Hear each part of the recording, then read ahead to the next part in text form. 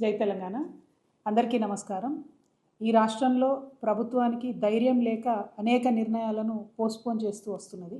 చాలా నిర్ణయాలు ప్రజలు ఇబ్బందులు పడుతున్నా, ఉద్యోగులు ఇబ్బంది పెడుతున్నా కూడా కమిటీల పేరుతోని కాలయాపన చేస్తున్నది.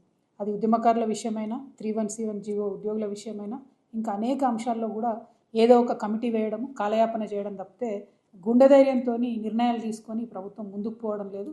దీనివల్ల చాలా ఇబ్బందులు జరుగుతూ ఉన్నాయి.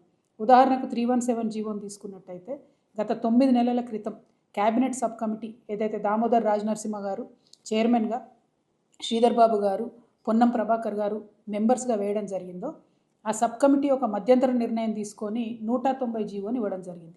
ఆ 190 జీవో ప్రకారం 9 నెలల క్రితమే వివిధ జిల్లాల్లో ఉన్నటువంటి 317 జీవో బాధితులు, అందులో మెజారిటీ టీచర్లు ఉన్నప్పటికీ అన్ని డిపార్ట్మెంట్లో కూడా 317 జీవో వల్ల స్థానికతను విస్మరించడం వల్ల ఇతర జిల్లాల్లో పనిచేస్తున్నటువంటి ఉద్యోగులు ఉన్నారు. వాళ్ళందరినీ కూడా వాళ్ళ స్వస్థలాలకు పంపిస్తామని, అవసరమైతే సూపర్ న్యూమరరీ పోస్టులు కూడా క్రియేట్ చేసి పంపిస్తామని చెప్పి ఈ ప్రభుత్వం మాట ఇవ్వడం జరిగింది. జీవో వచ్చి 9 నెలలు అవుతుంది. ఆ GO validity only 2 or 3 years అని క్రిస్టల్ క్లియర్గా చెప్పినారు జీవోలో. కానీ 9 months ఇప్పటికే అయిపోయింది. ఇప్పటికి కూడా ఒక్క ఉద్యోగిని కూడా ట్రాన్స్ఫర్ చేయలేదు. ఎందుకోసం తాత్సరం జరుగుతోంది? ఎవరి కోసం తాత్సరం జరుగుతోంది? ఏ పైరవీల కోసం ప్రభుత్వం ఆగుతుందన్న విషయం స్పష్టంగా చెప్పాలి. ఉద్యోగులు, ఉద్యోగ సంఘ నాయకులు ఈ అంశం మీద ప్రభుత్వాన్ని నిలదీయాల్సిందిగా నేను మిమ్మల్ని రిక్వెస్ట్ చేస్తూ ఉన్నాను. మీ వెనక తెలంగాణ రక్షణ సేన ఖచ్చితంగా నిలబడుతుంది. ఏ ఉద్యోగి హక్కులు పోయినా కూడా మేము చూస్తూ ఊరుకోము. ప్రభుత్వానికి మేము హెచ్చరిక చేస్తూ ఉన్నాం.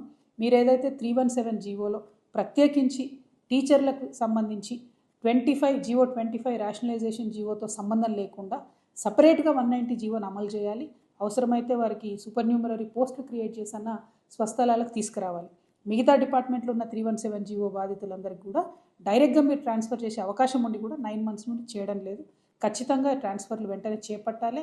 తెలంగాణ రక్షణ సేన నుంచి ప్రభుత్వానికి హెచ్చరిక చేస్తూ ఉన్నాం. మీరు త్వరగా ఇది చేయకపోతే మేము కార్యక్షేత్రంలోకి దిగాల్సి వస్తుంది, ప్రజా ఉద్యమాలను నిర్మించాల్సి వస్తుంది. ఉద్యోగులు డైరెక్ట్గా వచ్చి మీ మీద పోరాటం చేయలేరు కాబట్టి ఉద్యోగుల పక్షాన, టీచర్ల పక్షాన నిలబడి మేము వారికి ఇబ్బంది కాకుండా చూసుకుంటామని తెలియజేస్తున్నాను. Thank you. జై తెలంగాణ.